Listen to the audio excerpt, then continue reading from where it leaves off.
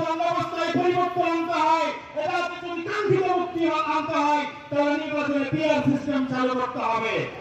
আজকে অধিকাংশ রাজনৈতিক দল সেই ব্যাপারে একমত হলেও আজকে আমরা গুটি কয়েক রাজনৈতিক দলদেরকে দেখছি তারা এই পিআর এর ব্যাপারে একমত না, তারা সংস্কারের ব্যাপারে একমত না, তারা আওয়ামী ফ্যাসিবাদের দূষণের ব্যাপারে একমত না।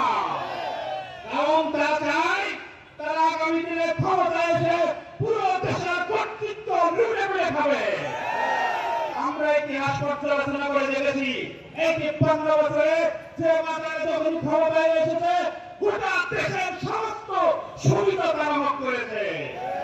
আমরা এই অবস্থার পরিবর্তন চাই। আমরা দেখছি আজকে যারা আবার আমিরকে কটূক্তি করতেছে তাদের অবস্থা আমরা মাঠ পর্যায়ে দেখেছি, তাদের নেতার কথা মাঠের কর্মীরা শোনে না। জাতির মুক্তির জন্য আজকে গোটা বাংলাদেশের সমস্ত ইসলামপন্থী জনতা জাগরণ হয়েছে। ইসলামপন্থী জনতা যদি ঐক্যবদ্ধ ভাবে আগামী নির্বাচনে অংশগ্রহণ করে ইনশাআল্লাহ ইসলামের বিজয় হবে। বিশাল একটি মিছিল আমাদের সমাবেশে অংশগ্রহণ করেছে।